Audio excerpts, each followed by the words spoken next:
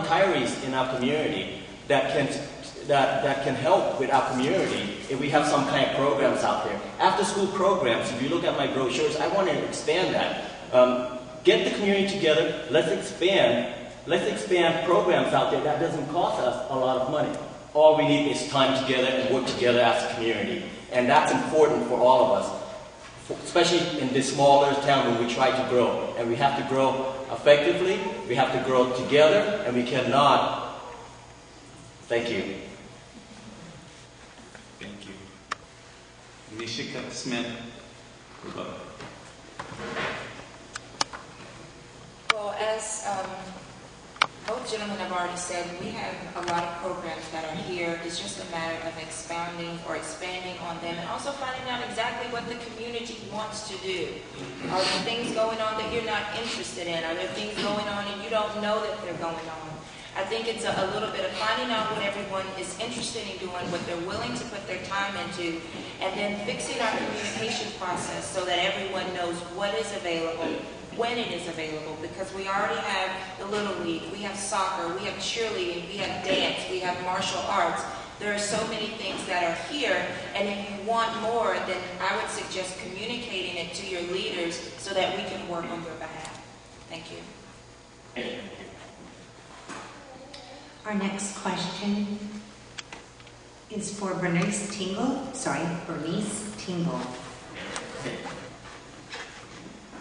What do you know about LAFCO, L-A-F-C-O, which stands for the Local Agency Formation Commissions, and the ramifications for our Community Services District?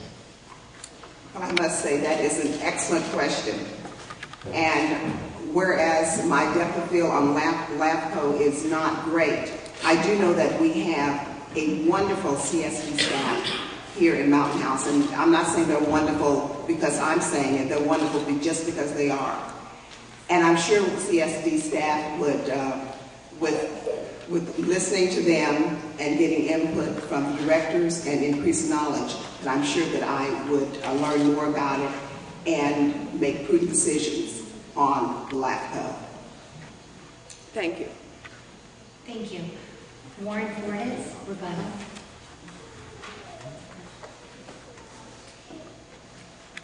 Well, the way I understand LAFCO really is it's an organization that actually helps us to guide us as we continue to grow into cityhood, if you will. A lot of what we are right now is a community services district. As I understand it from SB 135, we're actually an independent services district, not necessarily a community services district. So a lot of what LAFCO is really supposed to help us with is how we actually run the community services district and how we actually grow into cityhood as we begin to get more households into Mountain House and businesses. Thank you. M.L. Gordon.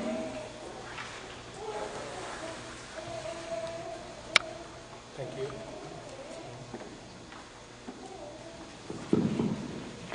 Thank you.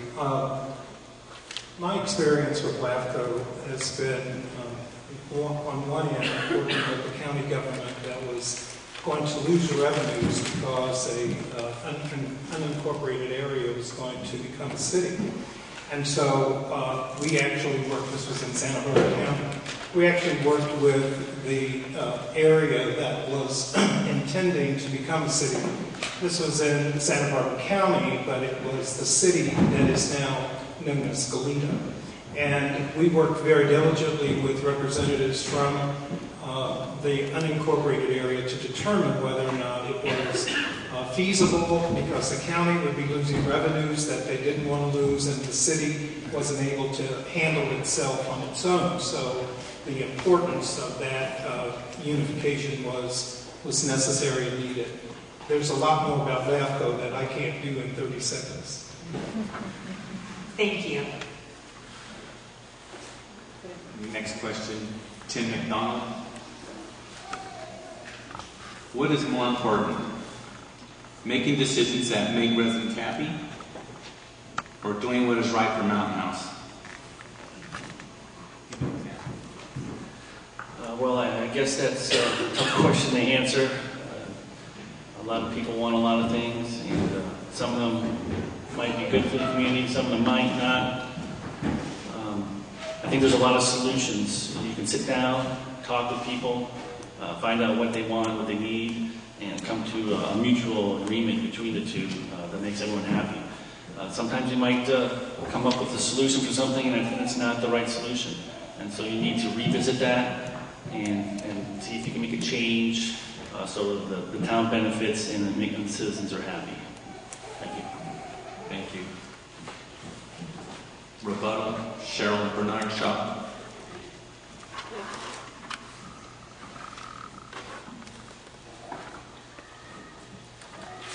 I guess the question was, what's more important, making decisions that make the residents happy or doing what's right for Mountain House?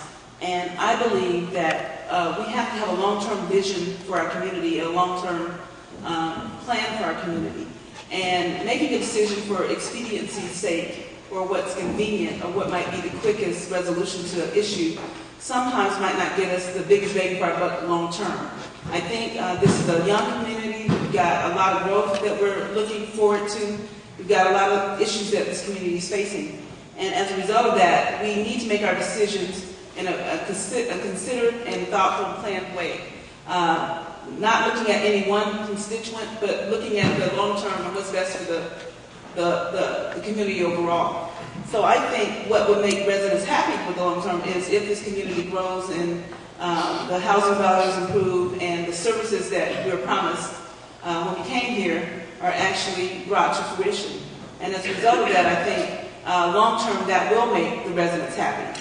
So sometimes residents might be unhappy with a short term decision. They may be unhappy with a solution as we see what might be right and proper for the community long term. But we have to take a long term view, and we have to strive for making the best decisions long term for the community at large. Thank you. I get my card straight. It's a rebuttal. Rebuttal, Andy Sue. Can you guys hear me? Okay. Fred, could you just repeat the question again real fast?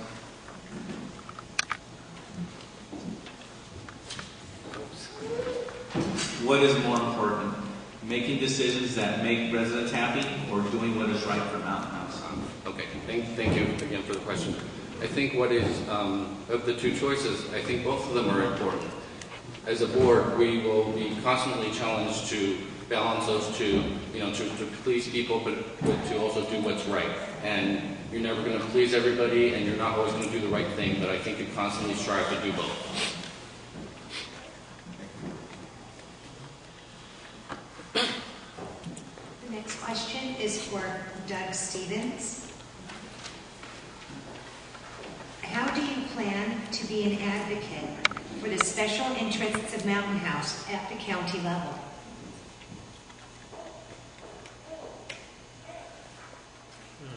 Well, I know that the Board of Directors actually sets policy for the Mountain House Community Services District and also evaluates how closely those policies are followed. And the board also evaluates, hires, fires, evaluates the general manager.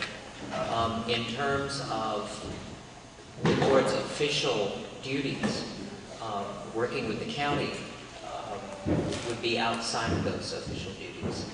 However, I think that we can have a relationship with the county supervisors and with Leroy and perhaps ask advice, maybe ask how we can get a particular thing done, that sort of thing.